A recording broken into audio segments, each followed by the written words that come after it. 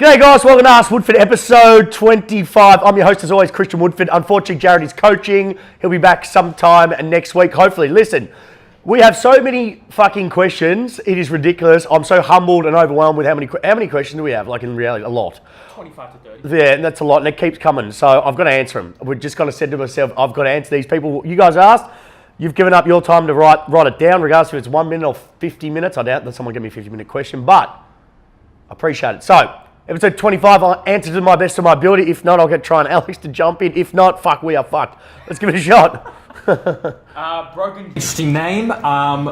Jordan O'Cock. We're off to a good start here, by the way. One question not answered. Good start. Let's go again. What's your thoughts on the exercise bike?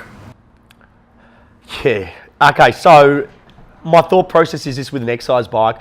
As a general, if you're looking for a general stimulus, especially if an athlete look, if you're training a cyclist or I'm actually training an endurance. What are they called, Alex? When they do three sports, triathlon. So swim, bike, run. So I can understand if you're a cyclist or if you're a triathlete, you need to go on the bike, no issue. Now, if you're on a field-based sport athlete, here's my thoughts on the bike. Every so often for a general stimulus in terms of general conditioning, if you've got some sort of injury, you still want to get maintain some sort of conditioning load that's not running based. Warm up. Or, yeah, there's another thing for a warm up. Here's my thought process on it anyway. You think about an exercise bike, you're actually sitting down, right? What's switching off when you sit down? Your glutes, right? But also, most people really tighten their hips. So when you sit down, what are you sitting in? Hip flexion. So what's going to get tighter? Your hips. So how I think of the exercise bike, yeah, it's fine. If you're ever going to do it, I'd actually stand up. Do you understand why I'd stand up?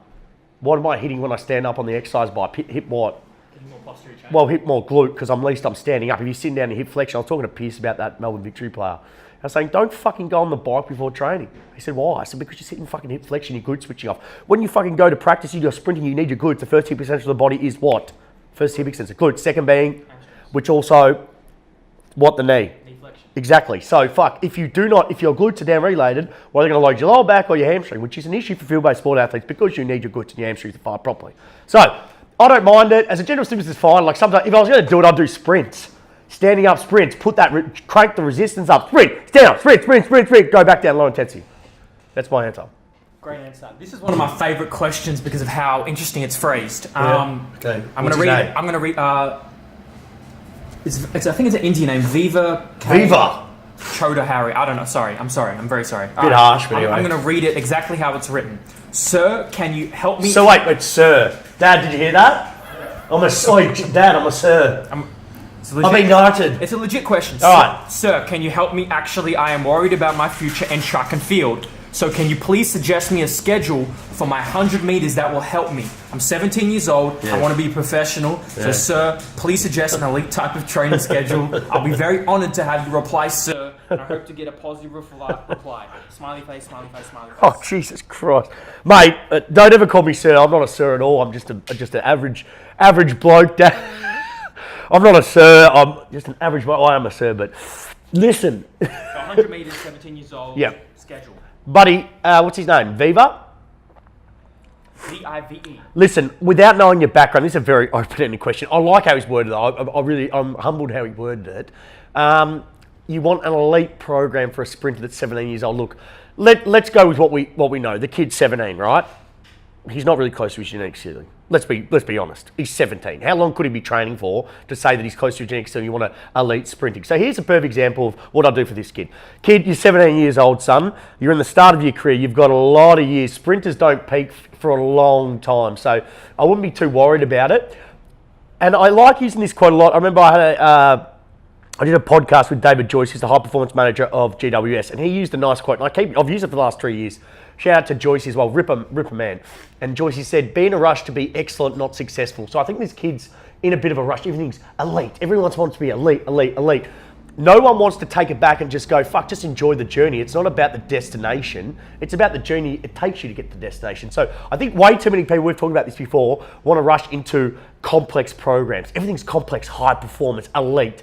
Fuck all that off and just say to yourself, you're 17 years old.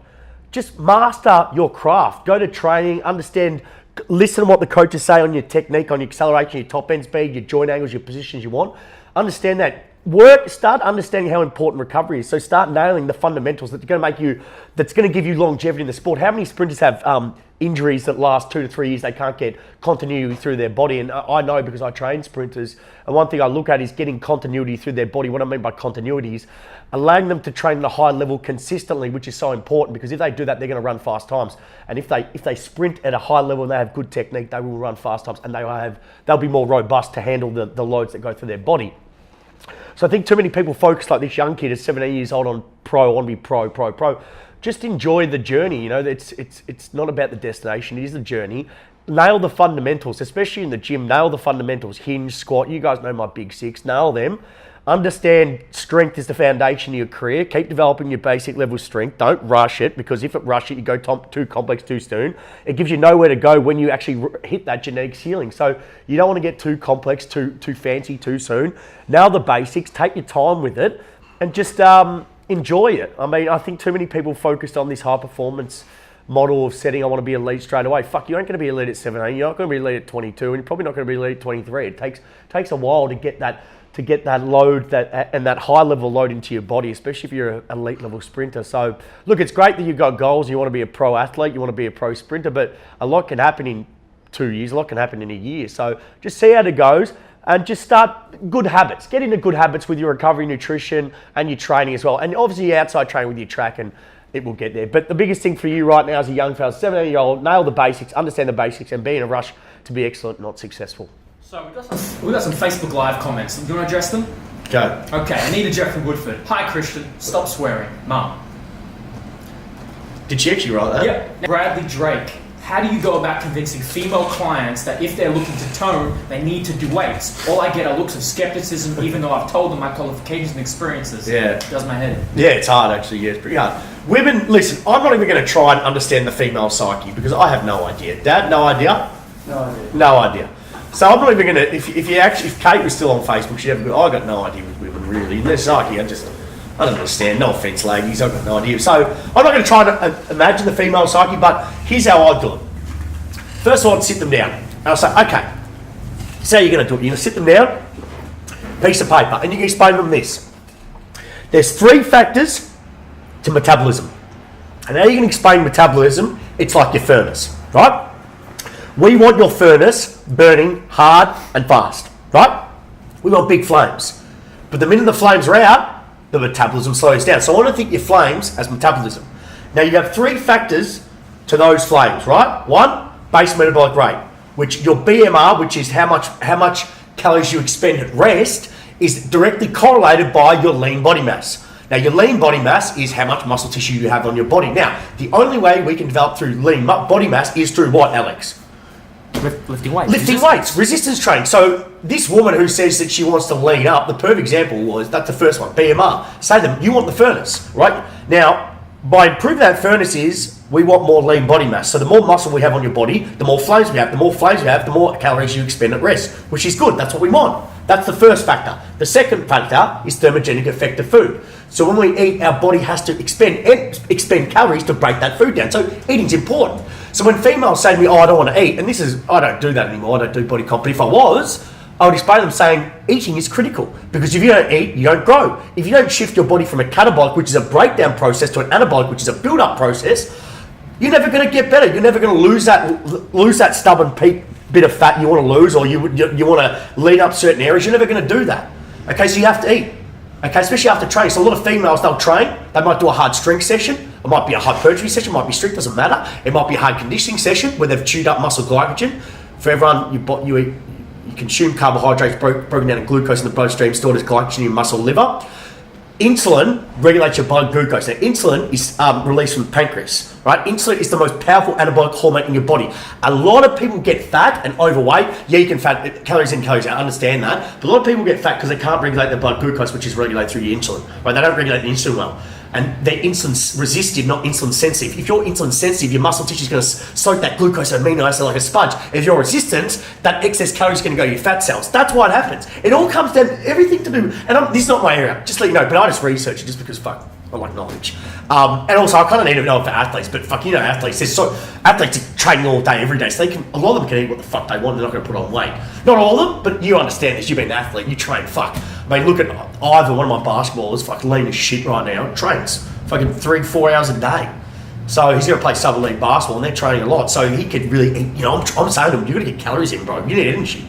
For someone like this, you've got to be very careful, and you just got to regulate your blood glucose insulin. You've got to know when to eat, how to eat, and what to eat. And everyone's different. So I'm not going to say there's a cookie-cutter approach to it, right? Because you need to see a nutritionist, a dietitian, who actually understands what they're saying. I stay in my lane, but just my opinion, what I give. And a lot of people, they're actually insulin resistive. So when they eat carbohydrate, it actually goes to their it goes to their fat cells, not their muscle tissue. Or their liver, where they're stored muscle glycogen, where they store glucose, which is a big issue. So it's all about regulating that. So when you train, your muscles become insulin sensitive, right? Because you're burning up that glucose, that carbohydrate stores, right?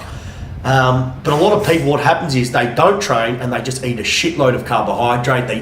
It's all this carbohydrate, it's all this refined, sugary, processed crap which people eat, which really, that's our issue. And I don't want to go too far into this because it's not my area, but that's the issue today, Alex, is we're eating a lot of processed, refined, sugary foods. I've actually cut out sugar completely. Well, I've tried to anyway. But I'm doing real well and I feel so much better without sugar. I know my old man cut out sugar. How much weight did you lose, Dad? Anyway, lost a fair bit. You seen Dad lost a fair bit of weight. How much? 5-6 kilos. And he cut, you know what he cut out? You know what you cut out that killed you? Your bread, your white crappy bread. Mate, fucking yeah, exactly. That simple carbs. Fucking was fat as. As fat as a fucking house. Are you fat? Yeah.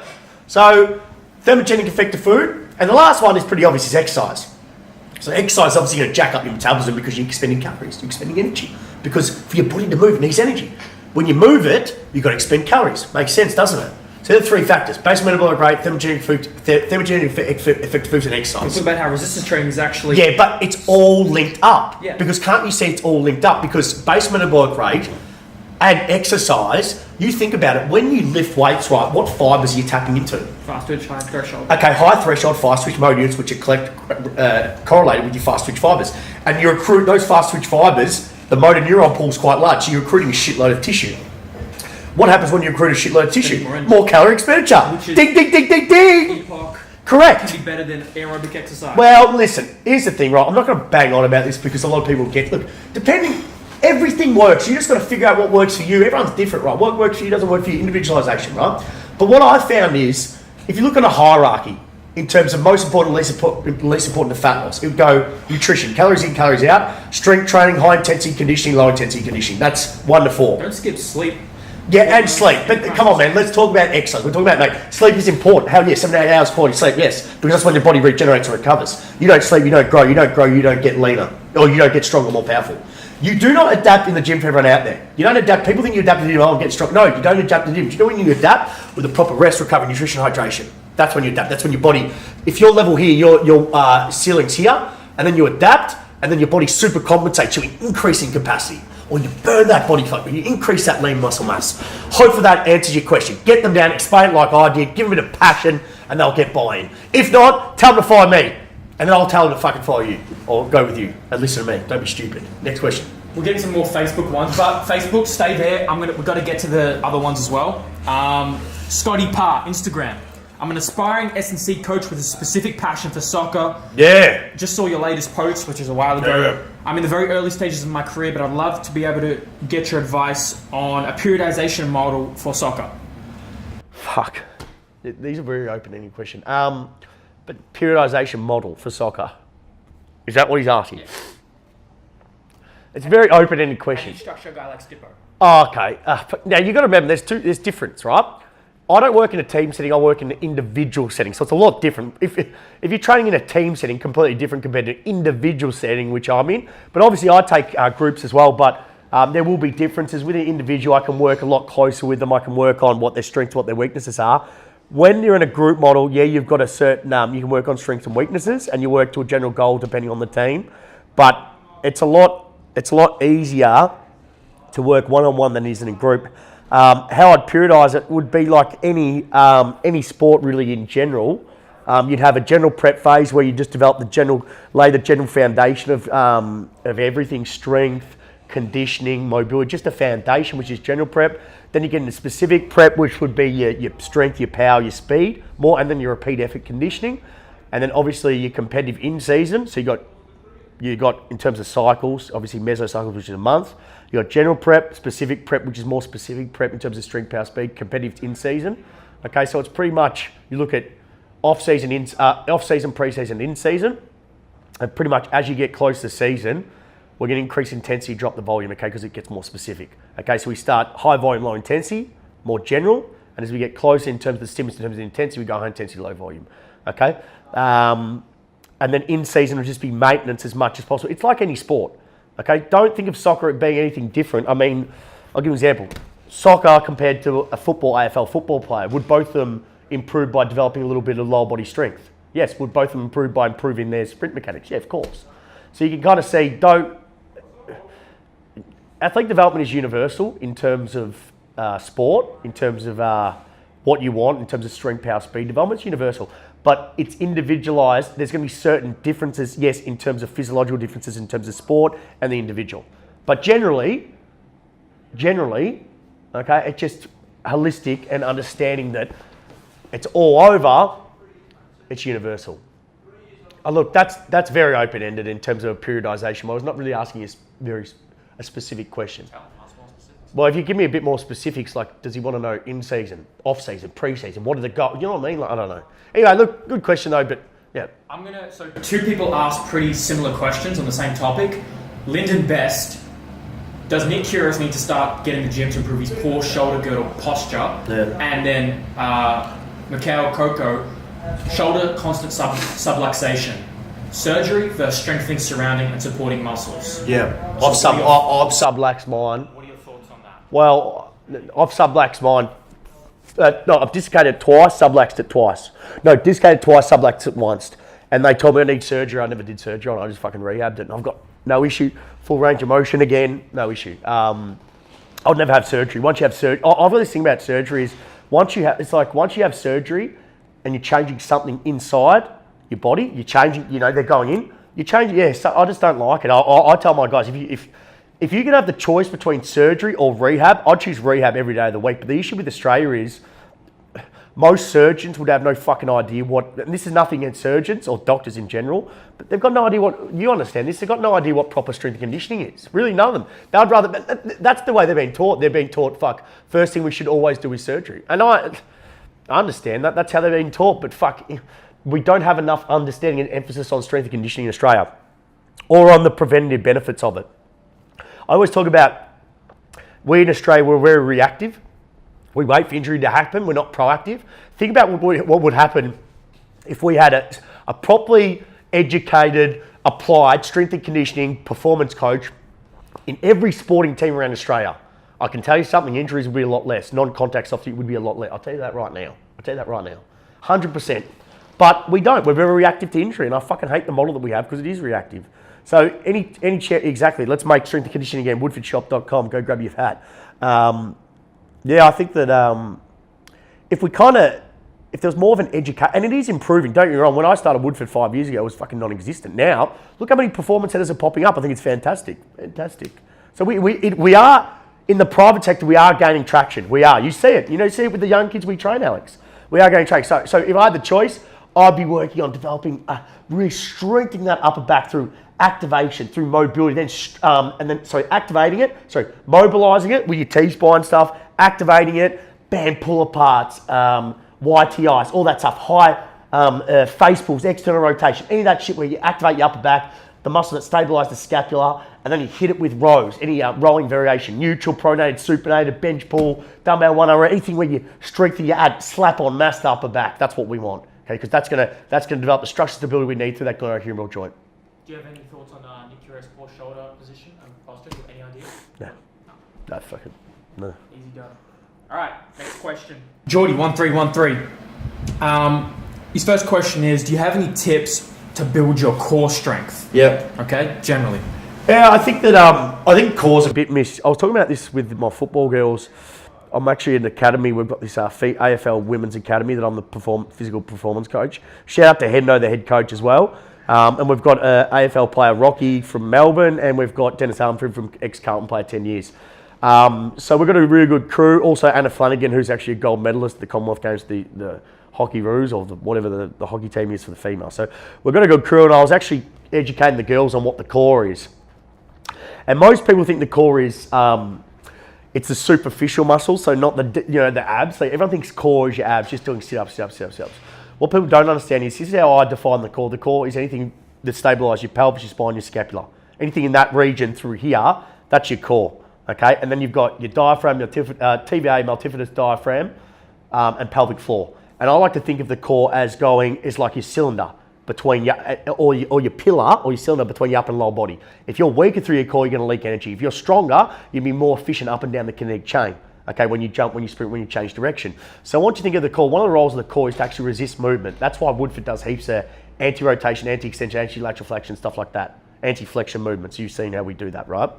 My biggest tips would be ground-based movements are a good way to start. Because think about that, you have to stabilise your body in a ground-based fashion. That's the first way. So squats, deadlifts, split squat, all those movements, single leg RDL, you have to stabilise. Right? So that's training your core right there. Other than that, movements such as dead bugs, I love dead bugs, parallel press variations, anti-rotation, anti-extension, side bridges, all that stuff. I'm actually real big. I really like suitcase carries, anti-lateral flexion, heavy suitcase carries, very functional as well. Stuff like that where you have to resist movement, you've got to be strong through, and it's ground-based, so it's specific to how you play sport. I fucking love. So just I want you guys to think about the core as being a cylinder or the pillar between your upper and lower body. Okay, think about TVA, multifidus, diaphragm, a pelvic floor. It's like a, how would you describe it? Like kind of like a ball, right?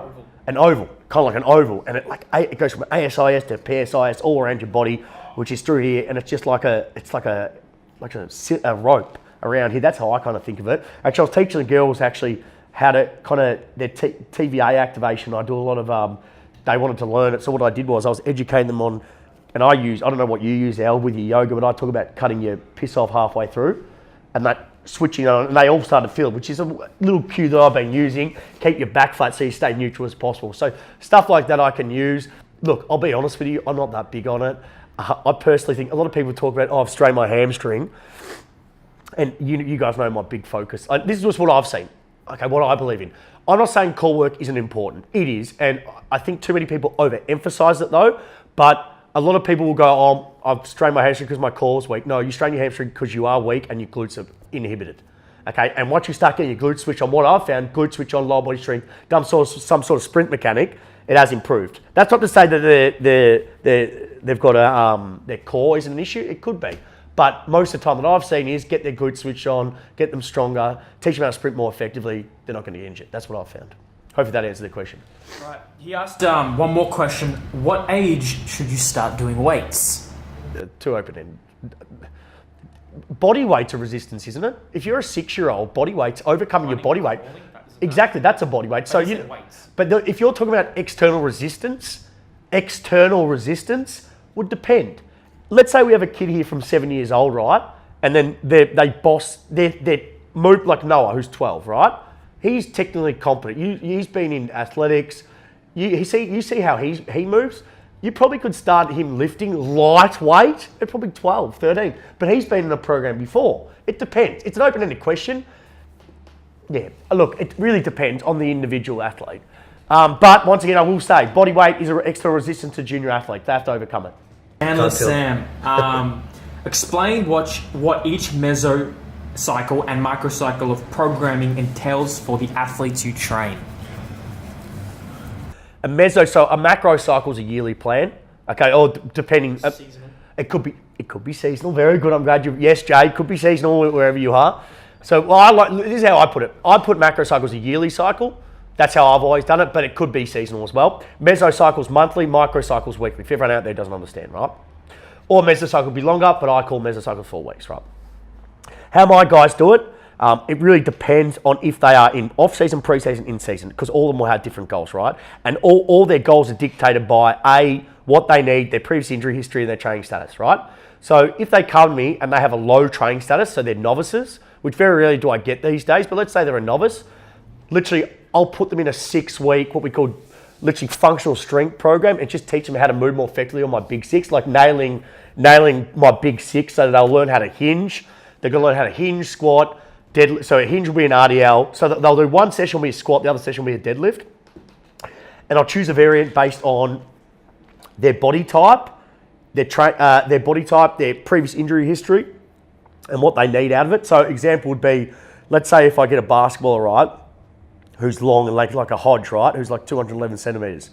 We're probably not going to straight bar him from the floor because he's not going to have he's got longer levers. So getting in the right position to pull the bar from the floor is going to be a fucking head fuck. And most of the time, they're going to have banged up hips and they're not going to be able to get in the right position to pull the bar so the right mobility. So to get that's not to say we're not going to deadlift them because we still want to get some sort of stimulus to the posterior chain or there's some sort of stimulus to the lower body. So what we'll do is instead of doing that, we might rack pull a high bar, so a trap bar, high handle, or we might rack pull them.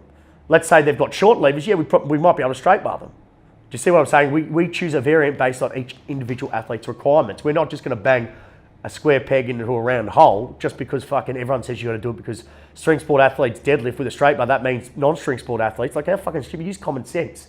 It's a means to an end. Strength training is not their sport. The main focus is we use strength training to develop a certain physical adaptation, regardless of strength, power, speed, muscular hypertrophy, whatever it is, fat loss, who gives a fuck what it is, but we use that as a stimulus for adaptation. It's a means to an end, it's not the end. Okay, the end goal is always athletic performance. It's not fucking numbers on the bar. So you just got to start using your common sense and understanding who you're training. The non-string sport athlete versus string sport athlete. If they're a string sport athlete, yeah, they need a deadlift. That's their sport. This is not their sport. So it really depends on what time of year. Is it off-season, pre-season, in-season? But let's say, let's go for argument's sake, right? They're in the off-season, right? And I get a footballer, right? Who's in his off-season. I'm not going to lift him heavy in the off-season, regardless how big he is, just because he's done heavy lifting. You can't heavy lift an athlete year round. It's just going to tax the nervous system. It's fucked on their joints, right? And you want to regenerate them. You want to recover them. Also, what is the benefit of developing lean body mass for the athlete? Armory, that's one. What's the other one? What are the two factors to force output? Well, you can produce more force. Correct. A bigger muscle has the potential to be a stronger muscle. There's two factors to force output. One, the size of the muscle, cross-section area. Number two, the extent which the nervous system can activate it, right? Do you understand that? So if you think about it, here's my thought process. Think about footballers, right? My footballers, when they come back after off, they'll have a month off normally, right? Then they come back for off-season with me, right? Okay, and then most of them have lost a shitload of strength and a shitload of size because in season, what do they do a lot of, Al? Running. And what does running, what metabolic pathway are you using when they run? Aerobic. So they're going to lose a fair bit of weight in season. So it's very hard. People go, oh, if I'm going to put too much weight on. Mate, the amount of running and aerobic work they do in season is fucked. It's so much. Oh, mate. And you look at AFL players. Look at Corey Maynard. Corey Maynard trained with me after he got the NBL team shut down. He's going to go play NBL. So he wants to play football. Told Jay and I wanted to prepare for AFL, right? We said, okay, let's get you strong. Let's get you powerful, right? Because he had a lot of niggling injuries, right? He was about 92 kilos, right, when he went to Melbourne in the AFL. Corey Maynard, if you want to tag him, right? 92 kilos. Mate, I saw him this off-season, came down to Woodford, lean as shit. Like, they run them into the ground. Nothing bad, it's a running-based sport. But they are so fucking lean, man, these days. It's impossible for them to put on weight. Very hard. You have to eat a shitload. They've just got to run. It's a running-based game. So if you look at that, fuck me. So that's why in the off-season, my whole thought process, one, develop the body armour. Two, deload the joints. Three, give them a new stimulus in terms of, we're developing a little bit of mass. But four, the benefit is a bigger muscle is potentially be a stronger muscle. Because we know a bigger muscle, one, the volume of the muscle in terms of force output, the volume of the muscle, the extent which the nervous system can activate it. If we can develop greater high hypertrophy cross-section area, we're going to have a greater potential to activate that new tissue with the central nervous system, i.e. greater force output, i.e. greater power. Do you see what I'm saying? Always. Yeah, so it's always interesting to hear that. Yeah, so in the off-season, we'd hit that. Would do in my 4-week block. I've always got the same sets of reps. I love my the program that I work off is 5 of 10, 5 of, so this is week. Working a 4-week block. Week 1, 5 of 10. Week 2, 5 of 10. Increase the weight, increase the intensity, drop the volume. Week 3, 6 sets of 8. Okay, and week 4 deload back to week 1 weight. So it'd be 2 sets of 10. So we drop the volume and we drop the intensity to prepare them for the new phase again. Do you understand that? And then obviously, so we do a squat and a dead in the off season. So we'll do, my guys in the off season would be, the frequency's high in lifting because they don't have any trainers, don't have any games. So frequency would be about 4. It'd be 2 lower body, 2 upper body, depending, but around there. It might be 2 lower body, 1 upper body, somewhere around there, right? And they'll squat and dead. They'll do 2 hinge patterns because we know eccentric strength of the hamstring is critical to prevent what? Hamstring strains, exactly. So we want to bulletproof those hamstrings through the proximal hamstring. We might do some distal work later down in the session, but proximal hamstring through our RDL, eccentric loading. For everyone out there, if you want to know the factors to prevent hamstring strains or the hamstring strains, it goes age, which is a big factor, previous hamstring strain, eccentric strength and fatigue. So we work on all 4 here. Then we might do some supplementary, so it might be a hip thrust, it might be some sort of split squat variation, then 2 core movements, then we do some upper body work once again, which is in volume phase. Okay, I'm a non-linear guy, so we do some sort of explosive work, undulating, so we're training multiple callings at once. You know, at Woodford we always train explosive first, but you can customize our RDL as, you can use RDLs for volume or you can use it for explosive, up to you how you define it. But if you're going to do it first, we kind of work on explosive work or we can use it for volume as well. Once again, it's that off-season block where you're trying to get that volume through them. And just really develop the load as well. So hopefully that answers your question. All right, 33 minutes. You want to keep going? No, it's probably enough. Yeah. That's enough. All right, guys, that's episode 25, man. This has been a dense show. I want to thank, as always, LP Support for their constant support. Guys, make S&C great again. Go to woodfordshop.com, support this cause. Workshops, Australian workshops, tickets are out now.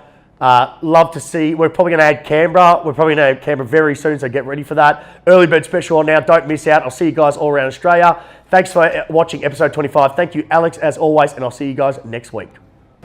Scott Roswell, do you want to answer a question right now, or do you want to... Yeah, go. Okay. How do you overcome an unbalanced athlete showing symptoms of unilateral weakness? This is right now, Facebook Live. Yeah, probably. Thank you, Scott.